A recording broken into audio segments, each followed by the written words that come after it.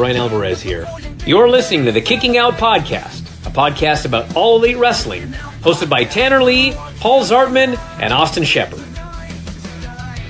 You are listening to the number one AEW podcast, the Kicking Out Podcast, a podcast about All Elite Wrestling, hosted by my favorite host, Tanner Lee, Paul Zartman, and Austin Shepard.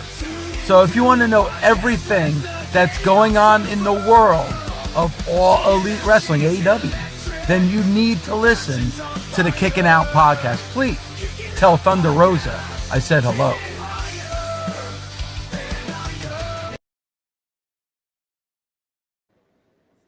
What's going on, KOP Nation? It is Sunday night. It's August 17th, 2025. So you know what that means. A brand new episode of the Kicking Out Podcast, streaming live on the Kicking Out Podcast YouTube channel and Facebook page. Hit a suplex on that follow button, like button, subscribe button, notification bell, all that good stuff. I'm Tanner Lee. Joining me is the reigning, defending KOP Predictions Champion for at least another week, Austin Shepard. Shep, how we doing, buddy? Another week. I mean, come on. It's my favorite pay-per-view coming up. That's true. Although I feel like in the past, and especially coming into this year, I don't know how forbidden it is. Does that sound correct? Yeah, and we'll get to that. That's a big part of tonight's show, is talking about the card we know so far, what we think the build's been like, what we can kind of expect going forward. But yeah, definitely not as forbidden as years past. But we can get into that. But we got a lot of news from AEW. It seems like every week when we do the news section, it's starting to fill up more and more. I think it's trying to keep up with the Joneses, if you know what I mean.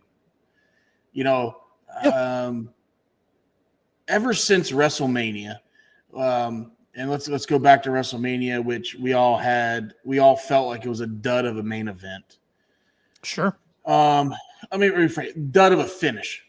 Yeah, night two. We should be specific too. Yeah, night two. I feel like WWE especially has been trying to make sure we forget about that with newsworthy events.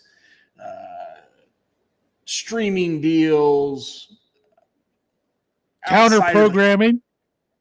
Counter programming outside of the normal company that we're used to watching, whether it be CMLL, AAA. I get those two confused. AAA's with WWE, CMLL's with AEW. But whether it's AAA or even TNA now, basically merging TNA and NXT together.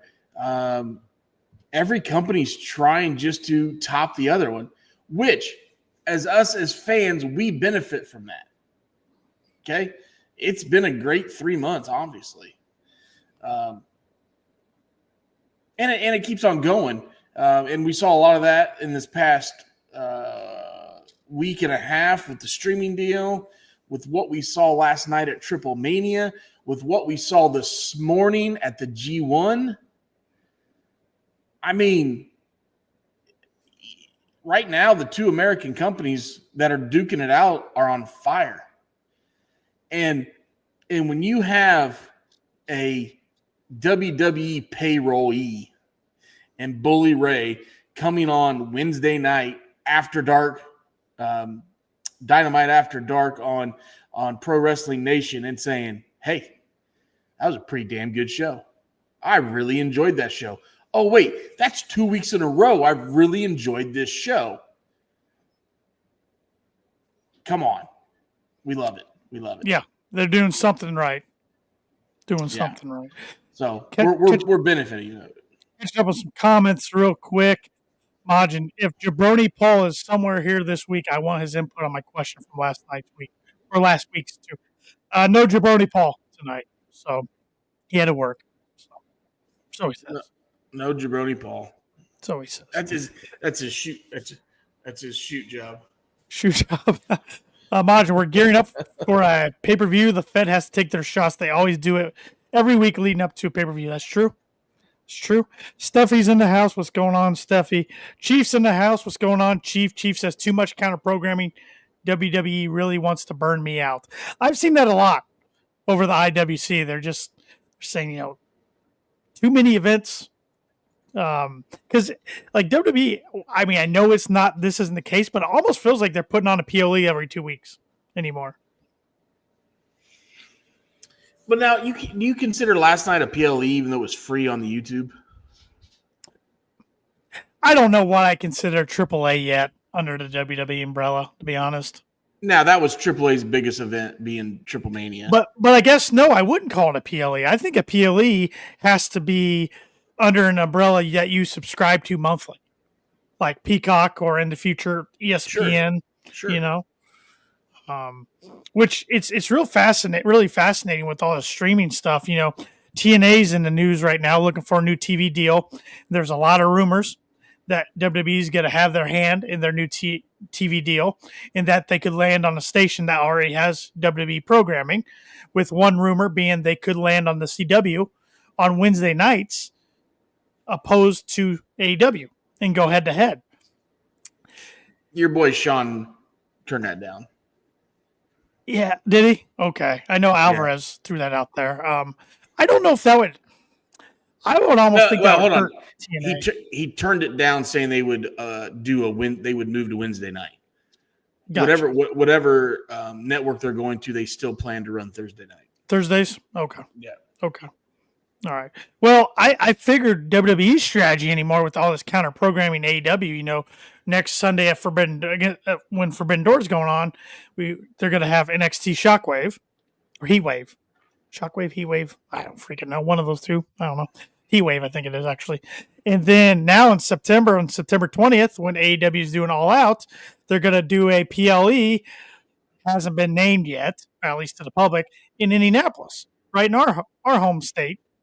And that'll be the first WWE PLE to go head to head the same time with an AEW pay-per-view. So I think personally their strategy is trying to do, not necessarily trying to run AEW out of business, because I don't think AEW is going anywhere. And let's be honest, as long as Tony wants to back AEW, which is his passion project, which he always will, it's not going anywhere. He has too much money. But I think they're trying to knock AEW out of the number 2 spot. I don't think they're worried about AEW catching them, because let's be honest, they're not going to catch WWE. But I think they think if they can chip away enough at AEW's audience with counter programming and then help boost for TNA, that maybe TNA could unseat AEW at number 2. But I think TNA has a long way to go to unseat AEW at number 2. And also, I think that strategy could backfire on them, because I think the more you're counter programming a rival, your fans might start thinking, why are they countering programming AEW so much? What's going on at AEW? Maybe I need to check out an AEW event just to see what's going on. You're in the car business. I mean, Unfortunately, I'm not saying your dealership or a competing dealership of yours necessarily, but say you got 2 dealerships in a town, and one's been cooking for a long time, has years and years established, but then this new dealership opens up around town. They are having a promotional event every now and then, or they have the balloons out there one day or something, and then everybody at that dealership, okay, what's going on over there? I'm loyal to this dealership still, but I gotta go check out what this dealership's got going on. See what I'm saying? Kind of like, I think it could backfire on WWE. Fans could go check out AEW, and then if AEW is putting on a good show, they might gain some of their audience, at least occasionally. If I lose a customer over balloons, I don't know. I know what you're saying. I know what you're saying. But how many years of us being wrestling fans was it that WWE wouldn't even recognize TNA, even though TNA was clearly the second program, but that's all we had. NWA was not back with Billy Corgan yet, even on YouTube. So literally the only thing on TV besides WWE was TNA, and they would not recognize it, would not give it the time of day. When they would lose a talent to there. They would never bring that talent up ever again. I mean, to how times have turned, right? Right. Well, now all of a sudden they're trying to make them the number 2 promotion in the United States of America. Yep. Yeah. But again, we have a different leadership in WWE. Correct. We have a different mindset. And obviously they're open to change. And when you have somebody open to change, and I'm guessing they're opening to making their pocketbook a little bit fatter. So, yeah, when you have Shawn Michaels, The Undertaker, and Triple H standing on the ramp of Triple Mania in Mexico, talking about this is how we got here and how we're going to make this. It's pretty big deal. Pretty big deal. Yep. So got a lot of good comments here I want to catch up on. Thank you everybody commenting so far, and please continue. It helps us out a lot. We enjoy it. Majin, AEW's on fire. WWE is not. Their product has still been shit. Steven Chambers, if Naomi announces she's pregnant tomorrow night, Bayley and Asuka turning heel quick. With Majin saying Bayley was turning heel anyway. They're teasing her snapping. Steven Chambers, my beef with WWE, I'm tired of the DQ finishes. At least you get a pinfall in AEW. Very good point. I'm tired of the main event DQ finishes in WWE myself as well. And they're so predictable too. But Steven, to your point there, with the problem they have in WWE right now, whether it's on Raw or SmackDown, they have a handful of talent that is striving for that main event slot. Yep. And when you don't have a clear direction and still have to put on a banger of a main event, that's an easy out. I'm not calling it lazy booking. It's an easy out.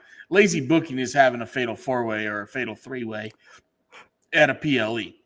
Which they're doing. But on a Monday Night Raw or SmackDown, it's completely different than a PLE. That's true. Steven also said, be cool if TNA and AAA go to Peacock. I think they're going to keep AAA on YouTube. It's doing good numbers. So I've been watching AAA on YouTube for years, even before they had American broadcasting. I would enjoy the product listening to the Spanish. And I don't know. The only Spanish I know is por favor, cerveza, por favor. Yeah. One more beer. But please. They get so excited. I mean, they do, and it's such an fast-paced wrestling. I've watched AAA for years on YouTube just because it's free. Yep. When there's shit on TV on a Saturday night, and they're like, oh hell, Yep. AAA's got a 2-hour YouTube show with no commercials. Yeah, I remember there was no commercials last night. Yeah. That's a pretty big deal. Majin, you also get blood and other shit we want in AEW too. Good point. Don't get a lot of blood in WWE. For sure. Majin also says WWE wants to use TNA as a sacrificial lamb by having them go against AEW so that they can buy the company cheaper than expected when they fail. I think they can get TNA pretty cheap right now if they really wanted to. Who owns TNA? What's the guy's name? Let me bring it up here.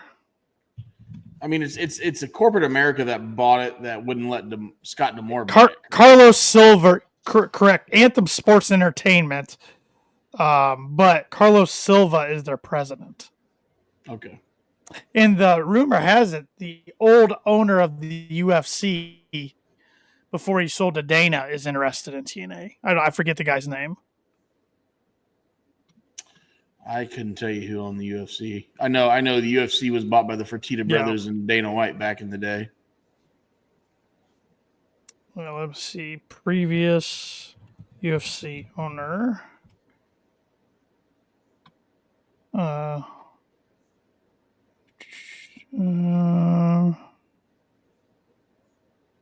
Man. Was it Lorenzo? No, the Fertitta brothers were the money behind Dana White. Okay. So No, it is him though. Yes, Lorenzo for right here in Yahoo Sports. Former UFC owner linked the purchase of WWE competitor. But little does Yahoo know that TNA's working with WWE. Yeah, Lorenzo Fertitta. Yep. Well, he's got Vegas money. He owned the Palm, so he probably does okay. Steven here's. Yeah, he got his money. So, Steven Chambers next Sunday, Forbidden Door, 1 p.m. Eastern Time. NXT Heatwave, 7 p.m. Eastern Time. So they're not going head to head time wise.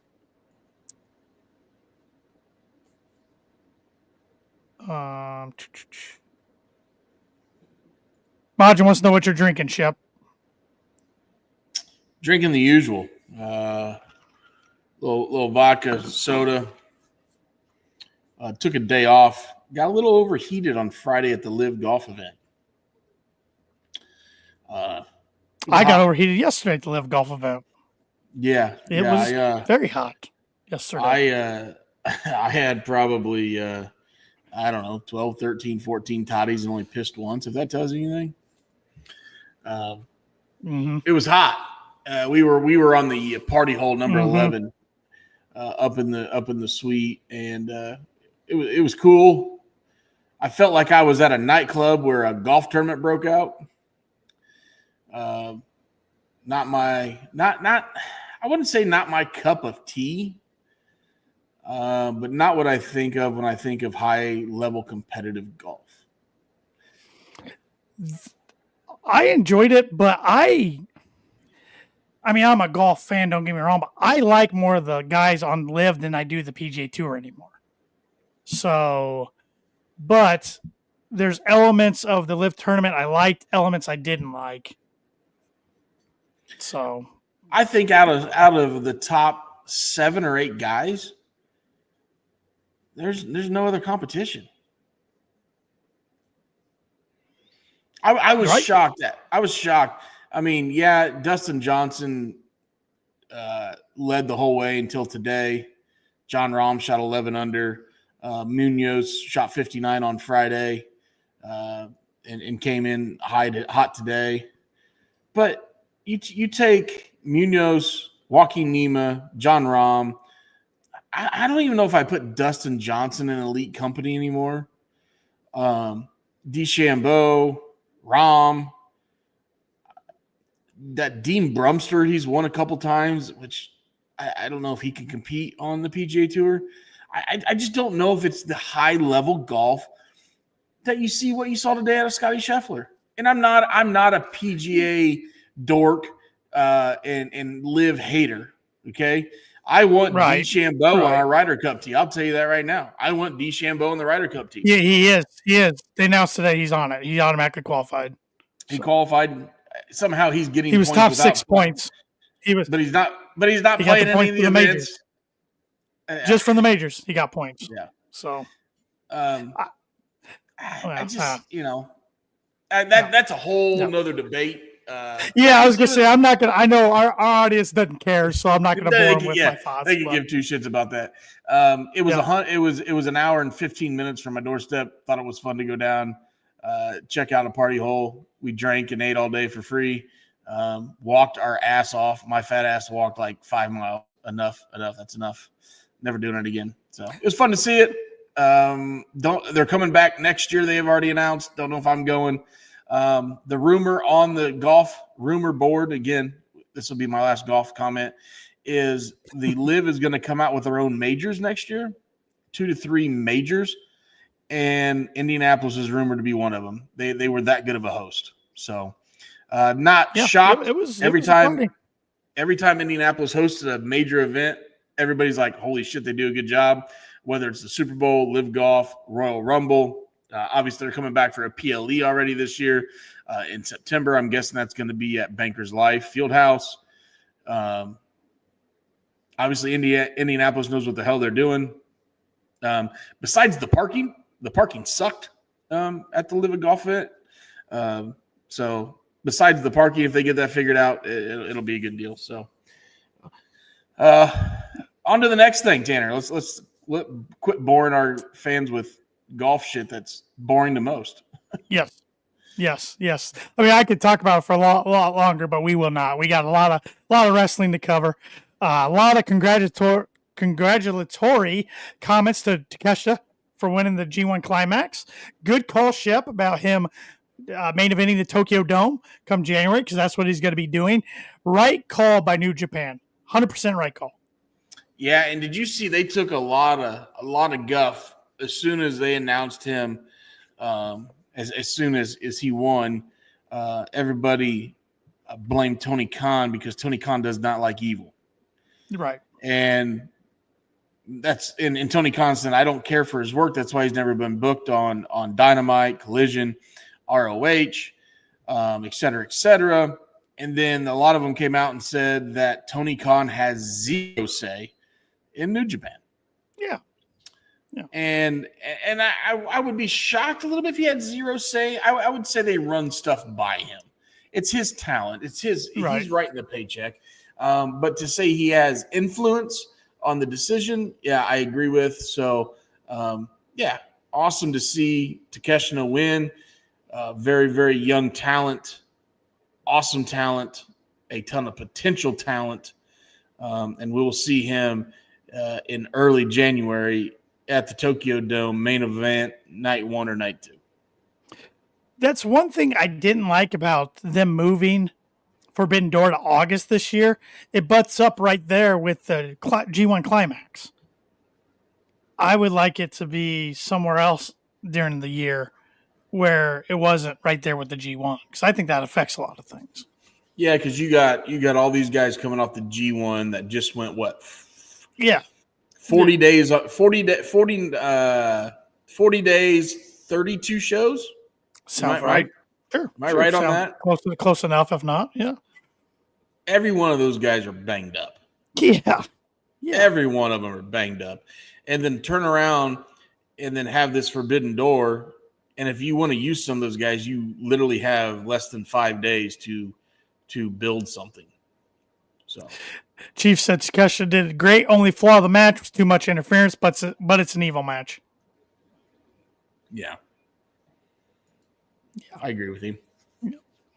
Yeah, but no, the Forbidden Door card shaping up to be pretty good, and we'll get to talking about that here momentarily. But first, we got some news items to go over around the world of AEW. And one of those, Shep, is an injury update on one of your favorites, Mr. Eddie Kingston. Eddie has been out 1 year and 3 months. But his injuries include a fractured tibia, torn ACL, and torn meniscus. So his leg was pretty damaged.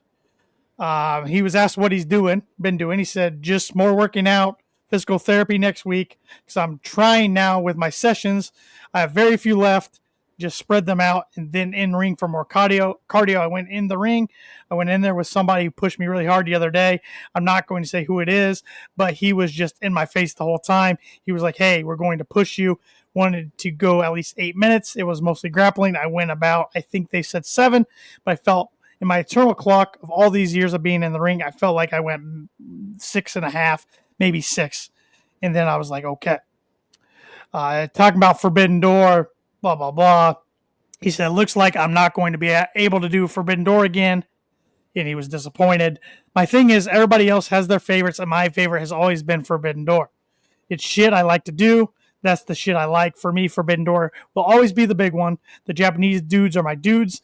I wanted to fight Shingo, Shota, named a few others I'm not going to try to pronounce because I'll butcher them. There are so many missing it. As of right now, missing it 2 years in a row sucks. Hopefully this comes out and I'm wrong and I'm actually at Forbidden Door. I can see him doing a run-in. Doing a run-in, or not necessarily a run-in, or making an appearance after a victory. You know, after somebody's made their victory, got their hand raised, and then all of a sudden his music hits, comes down and gets a little storyline action going. Yeah, I gotta think he's coming back soon. Gotta think. I mean, there's stories you could put him right in and not miss a beat. Yeah. Death Riders. Yeah. Death Riders for sure. Mm-hmm. I mean, after this week, Moxley's going to need something. Well, we got his Forbidden Door match, but after that. No, that's what I'm saying. After this. You could do Darby and him one-on-one at All Out. I still think you got to.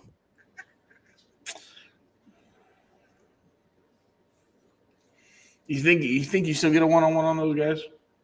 I think you almost have to. I mean, I think that's what everybody was expecting at Forbidden Door, and then this was kind of a swerve. At least it was a swerve, in my opinion, this week. The whole direction for the Death Riders and everybody else involved on the other side. I didn't see that coming.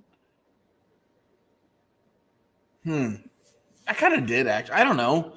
I feel like after the body bag thing, we weren't just going to get a one-on-one. Like Okay. it was too easy. Okay. Too easy. Then especially with Ospreay returning, and yeah. So yeah, let's go ahead and talk about that. I was going to save it for later after the news, but for anybody that might have missed Dynamite Wednesday night, they announced a steel cage lights out match for Forbidden Door involving John Moxley and Claudio Castagnoli, the Death Riders. No Wheeler Yuta. Those two. Then you got the Bucks, Matt and Nick Jackson, and Gabe Kidd, who took himself out of the G1 for being injured. So he must be healthy enough to do a lights out steel cage match.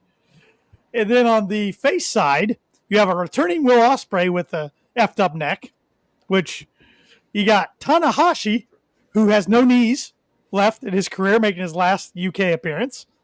You have Kenny Omega, who, I mean, relatively, I think he's pretty healthy, but last time we saw him was at All in Texas, losing to Okada. But, he's got diverticulitis. He has less intestines than you or I. Yes. And then you also have Darby. And am I missing anybody? Is there one more? Oh, and Kota Ibushi, who has had all kinds of injuries. So it's pretty bad when Darby Allin's your healthiest person on your team. Now, we haven't seen Ibushi in what? 13, 14 months? No, he appeared on Collision a couple weeks ago and fought Okada. Before the All Out or All In match. Was it? Okay. Yep. I'm not a big Collision guy, so. Yep. And speaking of Ibushi, he made a big announcement on social media this week. He has re-signed a 2-year deal with AEW. So. Okay. Yep. And we got some comments here. Chief Tanahashi with 2 replaced knees in steel cage. Hope he doesn't do anything dumb in the match. Majin, he's going to do a high fly flow off the cage. Are you talking about Darby? Are we talking about Will? Who are we talking about here? Because I can see both. Gotta be Darby. And Steven Chambers said Ibushi wrestled Trent and Okada. Trent was the other one. That's right. I mean, I just hope everybody comes out of this match in one piece or as healthy as you can come out of a steel cage lights out match. And I mean, so this is going to be weird. So this is a honest 5-on-5 steel cage. I mean, we're not getting a double steel cage like a Blood and Guts, which I thought that's where Ospreay was going. I thought he was throwing out a challenge for Blood and Guts. And when he said lights out steel cage, I'm like, this is a little different. That's going to be a packed ring. Yeah. And so, in my opinion, Shep, since it's a lights out, does this main event? I think it does. Because technically, with how AEW does lights out matches, they'll turn out the lights, bring them back on, make the announcement that AEW is not responsible for anything that happens in this match. In the past with the lights out match, they're always the last thing on the show, even though technically the main event would be before that Hangman and MJF for the world title. Well, I think they're going to kick off this pay-per-view with Zack Sabre Jr. and McGuinness will be the first match. I could see that. And then, I think you're going to have Hangman, MJF. Then you're going to have this lights out match. Yeah. But I wonder, it seems like with the lights out match, I mean, I guess one team could just have their hands raised at the end, but I feel like something big at the end needs to happen, and maybe it is an Eddie Kingston return.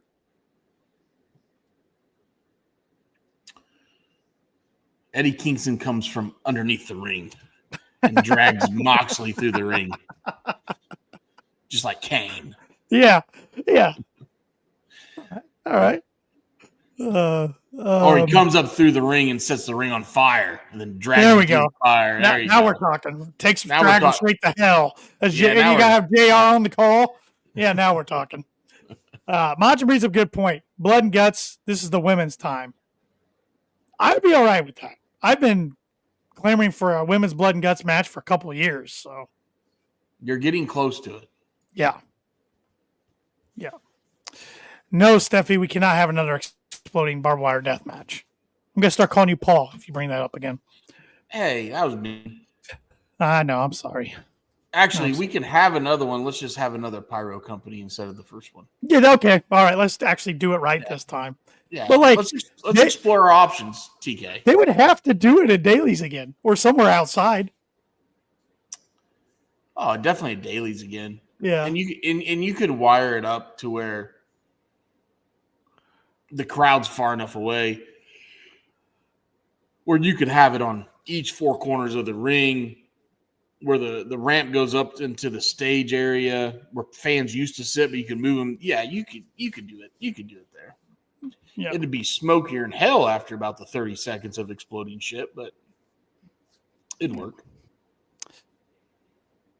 Chief says has to be the main event, but honestly wouldn't mind if it starts the show sets the tone for the rest of the night. That'd be tough to follow up, I think. That'd be a real tough to follow up because I think there's going to be some high spots. Obviously, there's going to be. It's gonna be wild. It's gonna be insane. Yeah. I mean, you got Darby in there for one. Yeah. Who we haven't seen wrestle since he's come back. No, and Gabe Kidd's just a nut job. Moxley, obviously. Will Ospreay's kind of a nut job in a way. Yeah, in a good way. But I mean, I don't see Will Ospreay putting Spike through his back. That's true. But that's true. Yeah, it's all right. Majin, they've been building towards it with how the Triangle of Madness, Megan Bang, and Penelope are doing. There's one team right there. Face team needs one person that I could feel could be Harley Cameron, and it's even. Yeah, she made her official return on Collision last night. Yeah. I like it. And Majin, Steven, AEW doesn't do the climb out of the cage rule, so some will go out and brawl around ringside to keep it from getting too crowded. Very good point. We got a NASCAR question for you, Shep, from Steffi. Who you have making it to the playoffs at Daytona? That's a tough one, actually. A lot of the guys that obviously your obvious guys are already kind of locked in. I'm looking at guys without a win.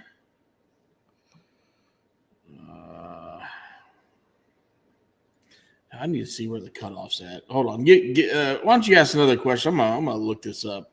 Okay. I'm gonna see your cutoff here. Chief said, you guys think TK would stretch out the show to counter program NXT Heatwave? Well, he did it to counter program Saturday night's main event when it was in Atlanta for Goldberg's last match.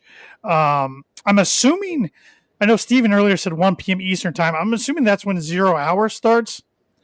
And then the main card is probably at 3. So giving historically how long AEW pay-per-views run, yeah, I could definitely see it going past the 7 o'clock start time. And hey, if WWE's got a counter program, play hardball, I think that's a good way for Tony Khan to play hardball. Sure. Steffi said, Shep, she had Austin Dillon, but he made it in last night. Yeah, Dillon, that was a big win for him. He's been on kind of I want to say a bad streak. It's just he's just been okay. So that was a big win for him. Obviously, Richard Childress being his grandfather. Looking at the guys on the bubble, I don't see Kyle Busch getting in. He's 148 points out. I don't see Alex Bowman blowing a 60-point lead. But if one of these guys wins, being Chris Buescher, Ryan Pierce, Kyle Busch, Ty Gibbs, that would bump those guys out. So I think your playoffs are pretty much set, unless there's an upset coming in to the final race, which I believe is at Daytona. Is that right? Yeah, Daytona, August 23rd. The Coke Zero Sugar. You get that? Coke Zero Sugar 400. Well, it's not the Pepsi 400 anymore? No, it's the Coke Zero Sugar. Yeah, Didn't it used to be run in around July 4th? Yeah, that was the Pepsi one, because you had all your Coke cars decorated. All your Coke drivers had Coke things. So you're going to be at 7:30 Saturday night. It'll be on NBC, Sirius XM, and HBO Max. There you go. Fucking streaming deals everywhere, Tanner. Everywhere. Matter what sport you're in. Everywhere. Doesn't matter what sport you're in. Everywhere. Steven corrected me. Pay-per-view starts at 1, 0 hour 11:30. So in that case, Chief, no, I don't think it's going to last clear till 7 then, to counter program Heat Wave. But Steven said, hey, TK could counter with a 2-hour media scrum. That's true. That's true. Did you see where Triple H has discontinued the media scrum, basically the post-wrestling conferences? Yes. And I think the reason he did it was with Lesnar's return. They didn't want to field questions about it. Yeah. Well, I think it was him, and I think there was other wrestlers that they were getting asked questions that weren't pertained to the storylines. So it'd be interesting to see if TK still does his, where he brings everybody in and basically gives them the floor. We know what Tony Storm always likes to say. Sure. So it'd be interesting to see if he continues to do that. I think he will, because he did it before WWE started doing it. And now with WWE not doing it, I think the wrestling journalists, like the actual journalists, like Sean Ross Sapp, Denise Salcedo, John Alba, those of the world, I think they like going and asking actual questions. So if I'm TK, I keep doing it, especially since WWE's not doing it anymore. Do you think Denise Salcedo and TK hang out? I think he's friendly with all the media, but I would be surprised if he hangs out with any of them. You didn't get the. You ever listen to her on Busted Open?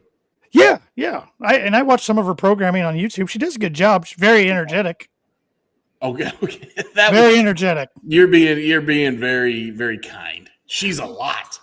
But I think her energy comes from different source or substances than Tony's. Okay. I just thought, is that fair? Very, very fair assumption. Yes. I was listening to her. Usually she's on Saturday mornings at Busted Open. And her and Mark Henry on there a lot.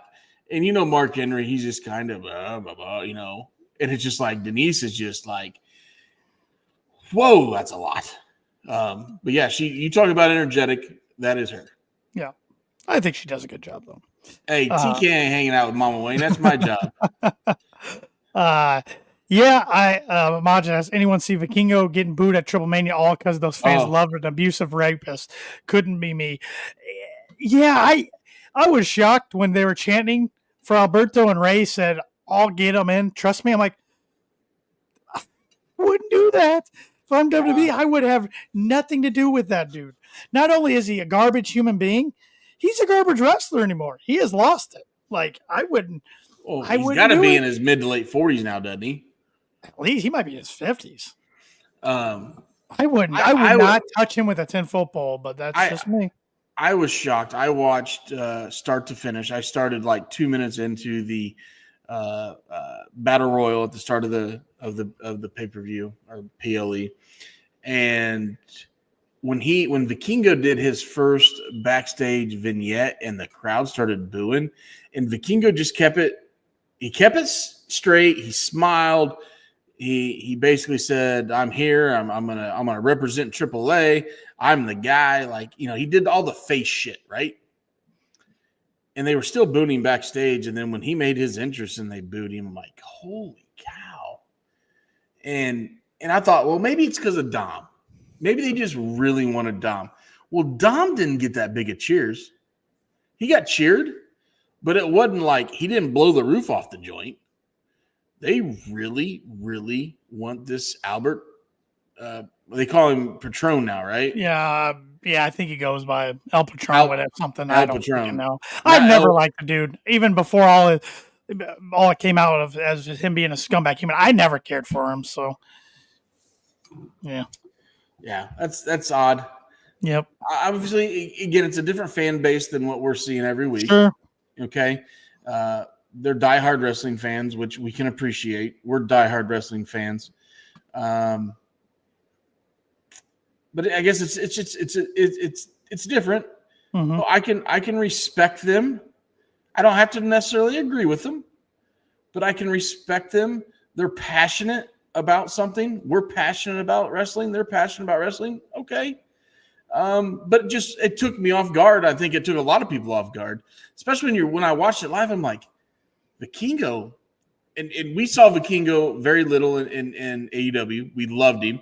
We saw him in GCW before the AAA purchase or WWE purchase of AAA. Mm-hmm. And I mean, I talked highly about that guy on this show. Yeah. And he got hurt. Mm-hmm. Kind of went away and he came back, and then obviously the rest is history. But did not think he would get booed because of Alberto Patron or Alberto Del Rio or Patron El Negro, no lime, hold the salt shit. I was taken back by it. Yeah. Great match, by the way. And actually, I sent you and Paul the link when actually this is before that match. It was a great match, but part of the Triple Mania was when the music hit and this character comes out, and I'm like, holy shit, the Beast Mortos is here? Wait a minute. This is AAA. Well, it was Taurus. I remember watching Taurus in South Bend versus Vikingo in the main event of the South Bend Warrior Wrestling Days. Yep. And he had a mask on, but it wasn't the bull mask like he had on. But the Beast Mortos saw it, and the Beast Mortos is pissed. And he's a legit lawyer. And he growled at him. Yep. So I think Taurus has a letter coming in the mail to him. He's a legit lawyer, and he dates the CEO. So Beast Mortos is a legit lawyer. Yeah, he legit passed the bar earlier this year. Yeah. And he's got the CEO money backing him. Right? Yeah. Taurus, you're fucked. You're fucked, Taurus. You might as well change your gimmick. You might as well change your name. Yeah. I mean, you might want to fly to fucking India and start wrestling there for all I care. Yeah. Keith says CMLL can do something spectacular and bring some of the AAA fans over to the product. Doubt it will happen.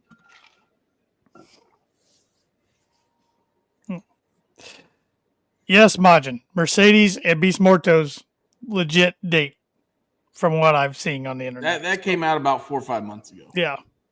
So, yep. But, Shep, what are you thinking of this Forbidden Door card so far? I mean, we have 9 matches already with a week to go. I just, well, first of all, it's going to come down to you and I because Paul can't count that high. Okay. So I mean, he might get to his 9th match and only put 4 points on it because, it's what it is. I think it's a good, strong pay-per-view card. I just don't know if you really want to call this son of a bitch Forbidden Door. Yeah. I know all of a sudden we threw Zack Sabre Jr. in there, right? Yep. We're going to have that. You got Gabe Kidd on the card. You do have the women in the TBS title match. You do have that. That's through 4 different companies, right? Yeah, 3 different companies. You got the lady from CMLL and the to be determined through Stardom. Yeah. Yeah. So yeah, I mean, you have some speckles, some sprinkles, some salt and pepper in there, if you know what I mean. But it's not like what we saw the first year where it was an AEW star, New Japan star, AEW star, New Japan star. So it's a little different, but I think the card is projected to maybe be one of the strongest cards they've ever had. Yes. I think it's a combination of New Japan. A lot of their top talent's been poached, or they just haven't really established a lot of top talent. And AEW's got a lot of good stories going on right now, and so they're kind of taking care of their own first before branching out. Because in past, before Forbidden Door, we would have been seeing talent from New Japan sprinkled in Dynamite and Collision for the past month, and that hadn't been the case this year. Right. Well, the other thing too, you look at, we talked about it earlier, coming off the G1, David Finlay, these guys are just banged up. Evil's banged up. David Finlay's banged up. All these guys that have participated. And so all of a sudden to give them a 5-6 day notice to come over here and, appear on a Dynamite, which Dynamite's in Glasgow, Scotland, right? Yep. So for them to go to Scotland and appear and all of a sudden make a match real quick for Sunday just doesn't make sense. So maybe a little poor timing on TK's part, but he still put together a hell of a card, a strong card on paper. Hopefully, and we all hope it bangs. So usually does. And you're going to be what's the stadium there? Is it the O2? O2. Yep. They're having the O2, right? Yeah. Mm-hmm. Which, O2's hosted a shit ton of UFC events, WWE events. It can get loud in there. So hopefully the crowd brings it. They got good fan base over there. Yeah. Hopefully it brings it. Yep. I agree, Chief. If you're going to do Forbidden Door again, move it to early June again, at least before the G1. I agree. Hey, with that. In this, and you're going to say this doesn't hold up to AEW standards, but what if we move this event to October to November to have this event? Because that would lead you a couple storylines going into Wrestle Kingdom and have some AEW talent on that 2-night show. Yeah. Because of what had happened in October and November. I think that's a big deal. I mean, I know I sound like an absolute homer always talking about Wrestle Kingdom. I mean, yes, I'm one of the degenerates that wake up at 3:00 in the morning and watches Wrestle Kingdom till his fat ass has to go to work. But I look forward to it every year and have seen some unbelievable matches because of it. So I'd love if you're going to have a partnership with AEW and New Japan, with what's all going around in the professional wrestling world right now, you want to get the most bang for your buck. And I know we got Takeshita on the show, but you better have Ospreay coming back. Better have Moxley coming back. I'd love to see Swerve in the Tokyo Dome. Love to see FTR back in the Tokyo Dome. Hell, I'd love to see Shelton Benjamin and Bobby Lashley in the Tokyo Dome. Come on. When those guys those guys never had a chance for that. True. So let's make the most out of this partnership, right? True. Yeah. And you can move that. And I gotta speculate Forbidden Door is gonna be either in the States, maybe Mexico next year, because All In's going back to London. So you're not gonna have 2 UK pay-per-views of AEW next year. Well, let's have Forbidden Door in Japan. How would that time difference work? Well, see, I don't know if they do that because, it'd have to be early in the morning, wouldn't it? I start Wrestle Kingdom usually at 4 a.m. and I miss the pre-show because I think the pre-show starts at 3, and the pre-show always has some hokey battle royal. Yeah. With guys like Cheeseburger and those guys. which is fun, entertaining. But I usually Sure. start at 4 a.m. and that's usually the start of the card. So that's got to be what, 6 or 7 o'clock their time Sure. in the evening. Yeah. So Yeah. Majin asked me how ticket sales are going for All Out. I'm trying to look it up, and I was trying to see what Forbidden Door. I found Dynamite for this upcoming Wednesday, which is in the OVO Hydro in Glasgow. It has sold over 8,000 tickets as of 13 hours ago. It only has 879 tickets available. nice. So it's almost a full house. That's going to be a big Dynamite, over 8,000. That'll be a great Dynamite. Let's see here. Wrestle Dream. I'm not finding anything for All Out or Forbidden Door back on August 15th. I might have said this. Oh, that was just 2 days ago. Current setup 17,392. They've distributed 16,622. So only 770 tickets available as of Friday for Forbidden Door. So that's selling pretty good. But you would think they're going to consider that a sellout. Yeah, the venue, the average for Forbidden Door pay-per-views in the past 13,225. So they're already above average. So they're in the 16s. So I'm trying to find All Out here, Majin. I'm not seeing anything on All Out's ticket sales yet. So yeah, I'm scrolling back about 5 days ago now. Oh, here we go. August 12th.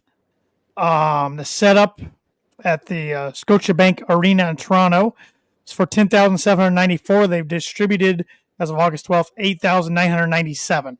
So there's 1,797 tickets remaining. Not bad. Got till September 20th. So, yeah. What was your standout moment of Dynamite this week? Because I have one. Oh, my standout's what I labeled this week's show. Cope and Christian are reunited. Great moment. Okay. Great moment. But I do have a few bones to pick with it. But go ahead with your moment or your standout. I thought the opening segment was good. Okay. But what stood out to me was the women on this match or this card. Mm-hmm. The 6 women tag, sorry. Mm-hmm. Which this girl from the UK that beat Mercedes, right? She beat her over in the UK, right? Alex Windsor? Windsor. Sorry. Yeah, didn't Windsor beat her once already? Somebody help me in the comments. I'm not sure. I know Mercedes has the belt. Maybe she beat Windsor. Maybe that was Windsor's belt she beat and brought Windsor over here. But I thought she has looked so good in AEW. Mm-hmm. I thought Queen Aminata looked good in this match. She has for a long time. She's such an athletic human She's being. big. But I thought these 6 women did a hell of a job. And then obviously you get the Toni Storm Athena battle. Oh, I think this feud. I thought the Mercedes Toni Storm match at All In was awesome, the match, but I'm enjoying the Athena Toni Storm build-up more. And at the end, we get the promo of all promos to tape up her tits and let's tango. And we got Toni Storm and Alex Windsor versus Mercedes and Athena this week in Glasgow. And I am more excited for this match than any other match on the card leading into Forbidden Door. And it's because of, and Paul's here, Paul would hate me, but it's the work of Mercedes and then the work of Toni. Athena's not that great on the mic, but she is so physical in her run-ins, in her ring. I'm excited to see her like it. it's overtaking this Dynamite. Like, that's all I'm looking forward to is Wednesday, is what's going to come out of that. So I think those women, even though we got the Christian and Cope thing we've been asking for months, and it blew up the internet, I'm sure. It blew up the Twitter, right? I think the women overshadowed them. That's fair. I do want to get this comment before I talk about Copeland Christian. I popped for Hangman calling out MJF. You see the end of the movie? Seabass won, you idiot. Yeah, that was good. That was good. I'm excited for the MJF Hangman match because usually I'm not too excited when it's a new heavyweight champion's first pay-per-view defense, because more times than not, I'm like, they're not dropping the title, you know? But when MJF's involved, you just never can say never because he's such a weasel. How many times? All right. I'm going to set the over-under of 1.5. How many times does Hangman kick out of the Dynamite Diamond Ring Punch? Yeah. Oh, at least one time. Over-under is 1.5. Yeah, well. Does he do it a second time? No, I'm taking one. I think 2 would be overkill. You're taking the under. Yeah, I'm taking under. So you just told me who you thought's going to win. I will tell you what I think's going to win. I don't care, but I won't. I will, but I won't. I feel like you just told me right there in your answer. I got you into that one, didn't I? Yeah, well, you pulled a Hangman, you bastard. But I still wish, Shep, they would have stretched this out to All Out. I still feel like it's, even though they had a match earlier this year, Revolution, and we've seen them featured in backstage vignettes and promos and stuff against each other, I still feel like it's a little rushed. I feel like this wasn't MJF's plan. I feel like he was supposed to be with the Syndicate longer, and they had a pivot. Okay. And I feel like you have two of the pillars of AEW here, right? Day one guys. Yep. Day one guys. Young guys. Yep. You can stretch the story out. Not saying I want a hoaxy finish. Right. Okay. Right. Not saying I want that. But with the current history of both superstars, you could have a hoaxy finish and not hurt either one of them. Yeah. And stretch this out. And boy, you know where I would like to see this finish. The fucking Tokyo Dome. I knew you were gonna say it. I was just teeing it up. We're look at that. We're 5 months out. You do not finish a big AEW story at the Tokyo Dome on a New Japan pay-per-view. Absolutely not. What bigger stage can there be? Absolutely not. Besides fucking WrestleMania, what bigger stage can there be than a 70,000 sold-out stadium that is absolutely quiet during the match to let these guys do what they do best? For AEW, a bigger stage is All In Wembley. That's your bigger stage, yes. It's not in the States. If you're going to go outside the States, there's no bigger stage than the fucking Tokyo Dome. Nah, I disagree. You think Wembley's got a better wrestling history than the Tokyo Dome? I'm not saying that, but for the AEW product, that's where you would do it over the Tokyo Dome. They are not going to do a big AEW story to Tokyo Dome. They've done it before. What? They've had Jericho over there. They've had FTR over there. That was before. Yeah, but with an AEW storyline? Absolutely. No. Tokyo Dome. Headline that shit. Yes, Majin. Shep suggesting the Tokyo Dome. Give me my KOP bingo. You're welcome, Majin. Uh-huh. I expect my free bottle of fucking syrup in the mail tomorrow. Actually, I had maple syrup for breakfast this morning. It's the first time I had it in a while. It's really good. It is good. Shit's really good. I'm not a big pancake guy, but we had pancakes this morning. I'm like, I gotta have some fucking maple syrup. My wife had pancakes this morning. So yeah. I'm not a big pancake guy, so I did not. But, I'm not. The Copeland Christian. You pancake eating motherfucker. One of the greatest movie lines of all time from Draft Day. Sorry. Yes. Kevin Costner. Yep. You pancake eating motherfucker. It's a great one. The Copeland Christian, good moment. Even though I liked the Cincinnati crowd, I thought they were a little quiet for that moment. Well, Christian wasn't. He kind of walked away, didn't he? He was a little standoffish on the hug. But the weird thing was, did they come up with a graphic that's Copeland Christian versus Nick Wayne and Kip Sabian at Forbidden Door? I'm like I'm fine with it because Christian does need an end to the patriarchy. Like you gotta end that feud, but still, like I wanted to see their first match be in Toronto. All out against FTR because that's the direction we're going. Hell, I think that might main event that show in Toronto. I really do. Yeah, but I think this is a way to get him away from the patriarchy. No, I agree with you, but I wish there was a way they could have done that and held off with teaming these two for their first match until All Out. Like I want a little more story. Like I wish. Okay, let me back up a little bit. I'm fine. Like since they're doing this match at Forbidden Door, I'm fine with it.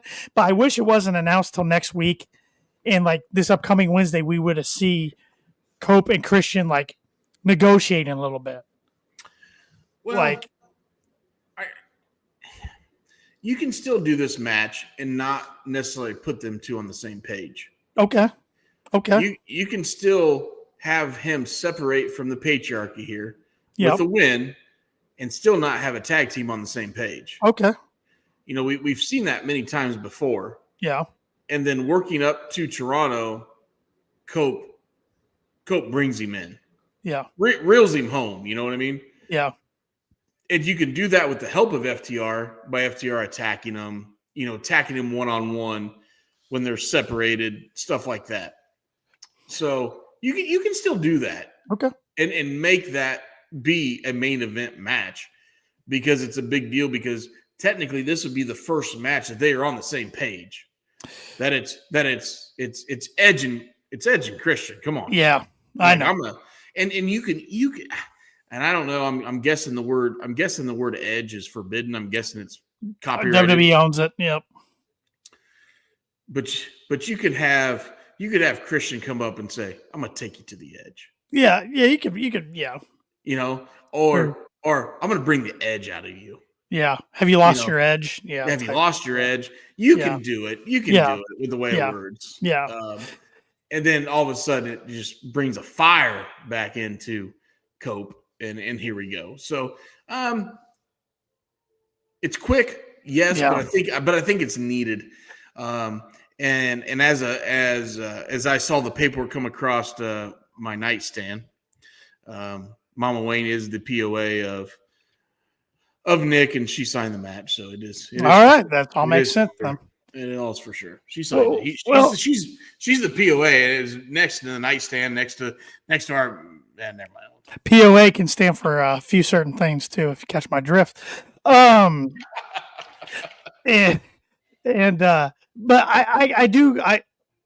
I wish they weren't rushing it, but I feel like I kind of agree with you, Shep. I kind of feel like they had to though, because this I think was planned to happen a while back, and for whatever reason they pushed it off. So, well, you gotta remember, and Cope got hurt.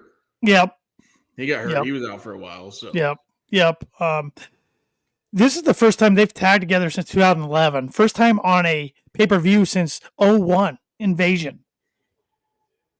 Wow. Yeah. And I saw a graphic the other day. The Hardys, the Dudleys, and Cope and Christian are all tagging again. First time since the original TLC. Yep. That's a big deal.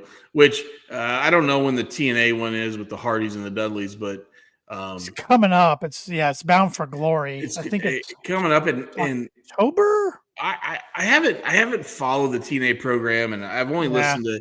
It's too hard to find.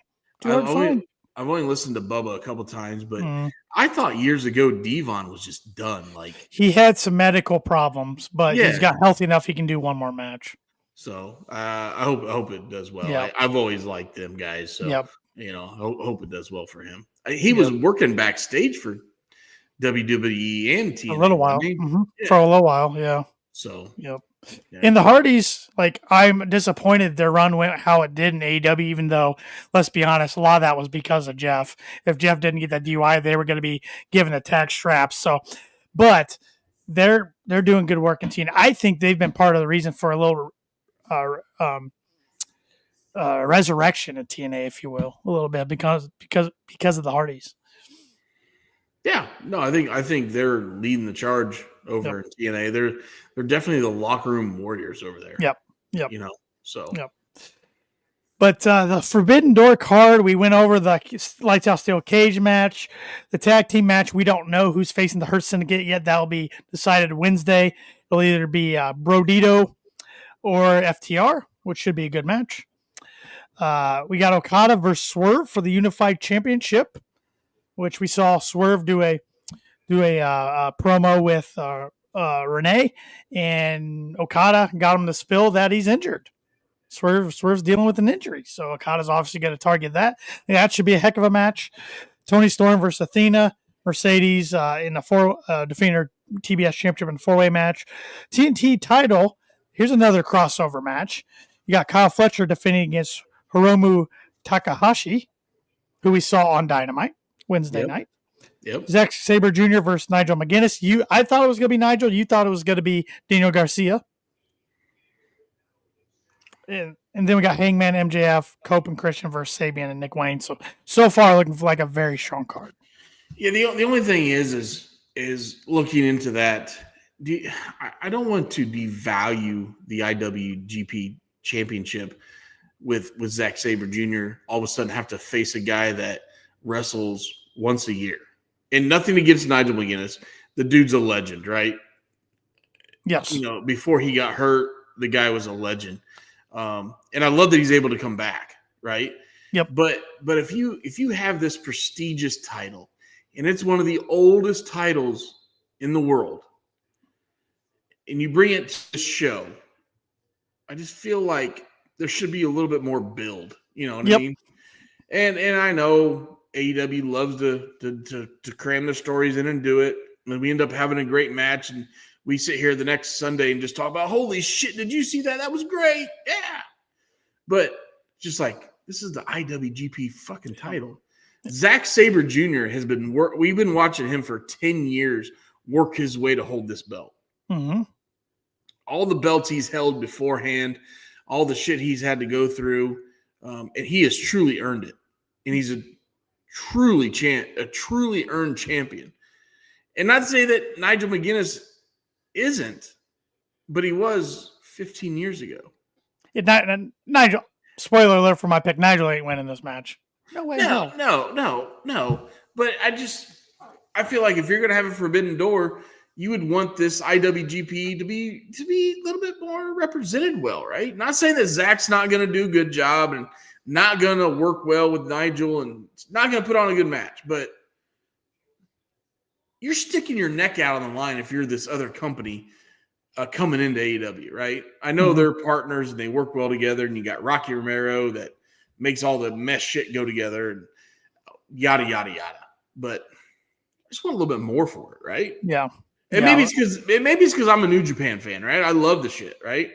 I love AEW, but I want both of them to get their fucking flowers at the end of the day. They should. Yeah. I'm sure we'll probably see a little more build Wednesday, but it's the week of. I mean, that's a little late. But Modern says, mark my words, Brodito will win that tournament. CNC Factory will come out, and they're going to make FTR sweat. CNC Factory. He gave his own name, didn't he? He's Canadian. He likes these two. I like that shit. That's funny. Yep. That's funny. What do you think? What was that band back in the day? Wasn't there a band something Factory? Come on, mid to late 90s. I know it's early for you. It was early for me. Wasn't this? Fuck, I'm about to Google it. I'm going to Google. Two more news items I want to talk about before we wrap tonight's pod up. We got a vignette on Dynamite teasing a return of an AEW. Sorry, it was a Yep. C+C Music Factory. It was a musical group. They formed in Martin had it right here. 1989. Martin had it right here. He said one of their biggest songs was called "Sweat." See, so I didn't pick it up. You should have. Yes. You should have. He was playing right there. No, See? I knew it sounded familiar. So, because he said we'll Gonna make make you FTR sweat. sweat. He played. Oh, good job, Majin. That went over my head. I was too young, but Shep should have known that. He's old. It caught my eye. I mean, in 1989 when they formed, I was 7. Okay. I thought he said 1999. I'm like, I was 7 in 99. No, 89 they formed. I was 7 when they formed. I was 3 years from coming to this earth. But. CNC Music Group. I remember them now. I caught on. All right. Jesus. Give me a little. Imagine, how old are you? 59? Fucker. He's 69. You can't say with a straight face. No, you laughed. Well, Got you to pop. You ever looked at my used cars prices online? They all ended in 69, by the way. What a strategy. Yes. That's what sets you apart from your competition. That's right. I mean, you look at my used cars and you laugh. I'm going to call that. Only you can do some advertisements about. Yes. But, hey, all my advertisement is all I ask you to do is read my used car pricing out loud. Yeah. And if you smile, give me a call. It's $1 million right there. $1 million right there. Majin is 35. Oh, you fuck off. You are not 35. How the hell does he know that and you don't, Tanner? He's more intact, I feel like, in music than I am. Like his music IQ is way higher than mine. So, well, Steffi says she's got to be 40. Welcome to the dark side, Steffi. But like I was saying before we went down that rabbit hole, we got a vignette for a talent returning to AEW. Hook. Hook's finally going to be returning. If you mean the vignette was the building with the light in the air with the Batman with the H, I'm like, okay, that's a vignette. And then I think it was. No, and I'll be honest. Was it you or Paul that sent the group message right after that happens? Like, oh, Hook resigned with the company. I'm like, well, no shit, we just saw the H. Yeah, I was like, no shit, we just saw the H on TV. Well, his contract's was supposed to run out a while back, and there was no news. And then right after that, Fightful said that late in 2024, Hook resigned for multi-years. Of course, he's been on the shelf for months now. So it'll be interesting what they do, because last time we saw him, he gave Joe a no head shake and left that Forbidden Door. Or no, Double or Nothing. So it'll be interesting to see what they do with him. There was a little bit of me that wanted him to try his hand in Connecticut. Yeah. I know he would have to work his way through NXT before they put him on the main roster, but could you imagine a Dirty Dom versus Hook match? That'd be interesting. I mean, talk about two legends kids. I'm sorry. Yeah. But heritage, legacies. But two legend kids that we know can work in the ring. Maybe Dom's a little more polished than Hook, but oh man, that'd be good. Yeah, that'd be real good. And maybe we might still get that. These kids are in their 20s. Yeah. They're freaking kids. We're gonna see a lot of movement between companies over the next couple of years. So, but AEW also signed a new talent, made his AEW debut last night on Collision against Ricochet. Former TNA World Tag Team Champion Ace Austin signed a multi-year deal with AEW. I saw Ace Austin and Ricochet had a banger of a match. Yep. Ricochet thought he was Stone Cold Steve Austin there for a minute. I do not like that guy. Have I made that very clear in this? Well, you don't like the Gates of Agony, so I thought it was only a matter of time. And not that Ricochet is not a bad performer. Okay. His performance in the ring is amazing. His athleticism is amazing. He's good on the mic. I just can't stand that fucking hyena laugh that he does before he leaves. So I could say he's doing his job as a heel. Something he was not in WWE. No, they made him a face. They wouldn't let him be a heel in WWE. But I guess if annoying prick comes to mind, then yeah, he's a heel. Annoying prick. Majin said you're just jealous that he gets hosed. Something Stoke can't do. He's married to JoJo, right? Or not JoJo. Oh, that was Bray's wife. That was Bray's wife. He's married to the ring announcer. Yeah. I'm blanking on her name. Right now. Yeah, she retired. Just this year. Yeah, they got married. Yep. I don't know. Think about it. I gotta make a drink. You're got me all flustered. That's what I do. Yeah. Samantha Irvin. Thank you, Majin. Yeah. And Majin, why he's making a drink? Yes, you asked. You think we could see Killer Cross move? I refuse to call him by his WWE slave name. Yeah, it still wouldn't shock me if he ultimately pops back up in the WWE and resigns, or signs a new contract. But yeah, I think I read where he's out there for bookings, but he's priced himself pretty darn high to where some bookers and promotions think that this is all a work. But from his interview with Ariel Helwani, I don't think it's a work. I think it's legit. I think a lot of it has to do with the WWE not wanting, or at least not being too interested in bringing Scarlett back until they got Cross's stuff done. I think he'd be a good fit in New Japan. I don't know if he'd do that because of New Japan's relationship with AEW and he and Scarlett's past with Don Callis, but I think Killer Cross would be perfect in New Japan. You don't think he'll you don't think all this is a work and he'll be back? I don't think it's a work, but I said I won't be surprised if he's back. But I don't think it's a work. I think from his interview with Helwani, I think it's legit. I think the big thing was them not being too interested in Scarlett. The only thing that stood out from that interview was saying, hey, let's get you signed. Once we get you signed, we'll worry about her later. Yes. And that to me was a red flag if that's true. Yeah. Meaning they could care less if you needed a valet or not. Right. Obviously, that being his wife, he's going to protect her. Right. And do what's best. At first, with all the reports, I felt like this was R-Truth all over again. Right. Which was, but I will say the R-Truth thing, the only reason they brought him back was to shut the fans up, I think.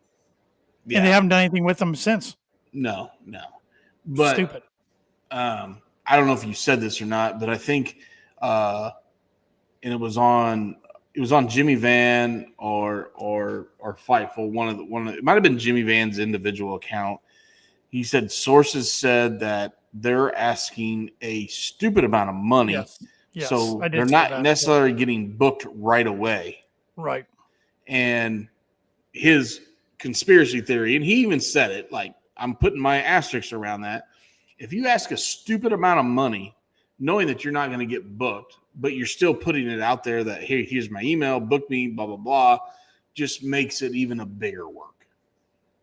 All right. I don't know where you would bring him. If this is a big work, though, I don't know when and where you would bring him back to be more effective to make that big pop, that big, you got us, yep. So. Well, and really, Cody and even before Cody, Drew McIntyre set the landscape of how you can leave WWE. If your ultimate goal is to go back, how you can leave WWE, become a bigger thing on your own to where they want you to bring you back to actually use you the correct way. So the landscape's been set. Blueprints out there. A lot of I've seen is in December, they think the final opponent for John Cena should be help me out. We just talked I've seen Gunther, so no, not Gunther. That's what I've seen. The other one. Why can't I say it? I just literally said his name. Help me out. Who? Madonna? No, Celtic Warrior. Cross? No, Sheamus? No, not Sheamus. God damn it! You said Celtic Warrior. I did say Celtic Warrior. Who? The guy that won the championship during COVID. No, Drew McIntyre. Yes, Drew McIntyre. She's Scottish. Jesus Christ. Sorry, I got confused there. But I've heard a lot of that saying you bring him in for that final match in December, and you have Karrion Kross come in and make sure that Cena wins his final match. He rides off in the sunset, but you start an amazing feud between McIntyre and Kross. I've seen that a lot. But so sorry, I insulted Steffi. I couldn't think of his name. We literally just talked about Drew McIntyre like 30 seconds before, and I couldn't spit his name out. I said Celtic Warrior, and I'm like, that's Sheamus. That's Sheamus. Shit. Oh, well. I'm pretty sure Sheamus will not be John's last opponent, even though they have history. They do have history. I remember when Sheamus debuted, he beat the living shit out of John. He did. He took the title off him at like TLC 2010, something 2010, I think. Yeah. Yeah. Well, said they say the first thing to go when you age is your short-term memory. That's better than my dick, I guess. I don't know. Man. That's okay. I'm not having any more kids. No more kids. I'm not Heath Slater, so. And I won't be I don't even. No, I'm not even gonna say that. Never mind. Be careful there, Tanner. Yep, I don't want to get canceled. I'm not saying that. Be careful there. Shep, anything else you want to talk about tonight around the world of AEW? I feel like we covered quite a bit. We covered quite a bit. I'm excited about this coming week. I'm actually excited about this pay-per-view this Dynamite in Scotland, in Glasgow. Yep. I think we'll see a lot of appearances, not necessarily wrestling, but we'll see a lot of appearances by everybody coming in the Forbidden Door. I think we'll see a lot of good vignettes, backstage segments, some mic work. So I think it'll be a really good show leading up, not necessarily a wrestling show, but we'll see a lot of good stuff going into Forbidden Door. And I'm pretty pumped about Forbidden Door. I think it's a killer card. I know it's not an all in, all out situation, but it's pretty freaking stacked. And year to year, it's one of their higher buy rates for their pay-per-views. So it is, and I think you get some stragglers of sure. And I'm sure, look, we're all professional wrestling fans, but I'm sure there's some people in the United States of America that just literally pay I think it's $10.99 a month, and they watch New Japan. Mm-hmm. Sure. For $11 a month, they watch New Japan. Now, do they watch their free shit on TBS and watch AEW? Yeah. Do they watch their free shit on USA because they're already paying for it? Yeah. They don't have Netflix to watch Raw. They don't have this. They don't have that. They literally pay $11 a month to watch the wrestling. 100% respect that and agree with it. So when they have Forbidden Door come in, they're like, well, shit, my guys are on this show. All right, I'll pay the $49.95. It's the one pay-per-view a month I got to pay for. Or I'm sorry, one pay-per-view a year I got to pay for because I'm a New Japan World member. So I think you get some stragglers, right? You get some people that will do it because of that. So then being in Europe, I think you have some people that be like, shit, I can't, I'm not going to buy a ticket. I love wrestling and it's right down the road, but I can't buy a ticket. But hey, I can pay the $49.95 and sit at home and drink some Guinness and eat some fish and chips with malt vinegar and watch it. Right. God, I might have to do that on Sunday. That sounds like a good plan. Some bangers and mash. I don't know. Yeah. I fish and chips is with malt vinegar. Fish and chips with malt vinegar is a fucking all-time classic. Yeah. Tartar sauce is for pussies. I don't like tartar sauce. Well, if you have some good homemade tartar sauce, it's different than that store-bought shit. But fair. Malt vinegar, vinegar is the legend. Anyways, now we're getting on a food topic. But I'm looking forward to this weekend. I think we're going to have an amazing weekend of wrestling. Amazing week of wrestling leading into this weekend. I'm excited.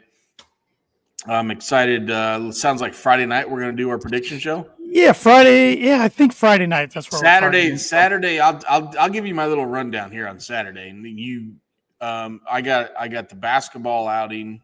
I do too. Saturday morning. Yeah. Then I have a 7-year-old birthday party from 2 to 4. I'm jealous. Not really. Sorry. Well, I mean, if you pregame with me on Saturday, you'd have fun at the birthday party too, like I will. It is at a bar. Well, all right. That sounds crazy, but yeah, there is a bar there. And then I have a work team dinner at the local casino up in South Bend at 5 or 6 o'clock. So Friday to get me home by 9 o'clock to do this prediction show, I might look like JPJ at the last prediction show if I show up at that. Oh, that was classic. That was classic. I mean, but yeah, I think we should shoot for Friday night. Yep. Friday night, maybe 8:30, 9 o'clock. Yep. We'll hop on maybe right during the middle of Collision. Maybe do a little watch along action. I don't think there is a Collision this week. There isn't a Collision. I don't think so. There isn't. I mean, I just said let's do a watch along. So yeah, I don't think there is one, but that just shows you how big of a Collision fan. You know, back in the day, it's funny. Back in the day, I loved Collision because it was FTR and fucking Punk. It still is FTR. Well, I miss Punk. Anyways, you can watch them on Mondays. It's all good. Yep. Excited for the week again. Excited for the week of wrestling. Can't wait to absolutely fucking dominate Paul at this pick again. Yep. I mean, if he shows up, guys, give me an over/under. So there's 9 matches, right? So far. Yeah. So far. So how many point total would that be, Tanner? Come on. You're quick math. No, I suck at math. You're gonna make me add it up real quick. I suck at math. Yes, but I can. While you add that up, you can stay up to date with the latest going on with the Kicking Out podcast by following us on all social media at Kicking Out Pod. Of course, subscribe to our YouTube channel where you can see an archive of all of our pods, and you can listen on your favorite audio podcast platform, which is if that's Apple Pod or Spotify. Please give us that 5-star rating and review. Go ahead, Shep. Numbers. 45 right 45 now. Available points. We have 9 points. Here's the deal, guys. We're gonna do a contest. Shep's gonna pay for it. Okay. Here's what we're gonna do. Here's what we're gonna do.